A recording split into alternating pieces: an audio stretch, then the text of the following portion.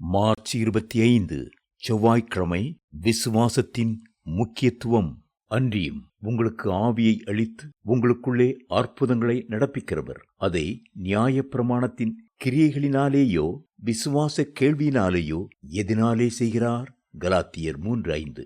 சுகமளிக்கிற வரத்தை கர்த்தரிடமிருந்து பெற்றுக்கொண்டு வல்லமையாய் ஊழியம் செய்தவர் T.L. ஆஸ்பான் என்பவர். அவர் விசுவாசத்தை பற்றி ஒரு அருமையான கருத்தை கூறினார். முதலாவது, உங்களுடைய வியாதியானது தன்னை பற்றிய பல காரியங்களை உங்களுக்கு அறிவிக்கும். அதே நேரத்தில் வேத வசனங்களில் உள்ள சாட்சிகள் கர்த்தருடைய வல்லமையை பற்றி உங்களுக்கு பல்வேறு காரியங்களை அறிவிக்கும். ஆனால் நீங்கள் எதை விசுவாசிக்கப் போகிறீர்கள்? உங்களுடைய சரீரம் சொல்லுவதையா அல்லது வேத வசனம் சொல்லுவதையா? எதை ஏற்றுக்கொள்ளப் போகிறீர்கள்? மருத்துவர்கள் சொல்லுவதையா அல்லது கர்த்தர் சொல்லுவதையா? நீங்கள் சுகமடைவது எதை விசுவாசிக்கிறீர்கள் என்பதை பொறுத்தே இருக்கிறது.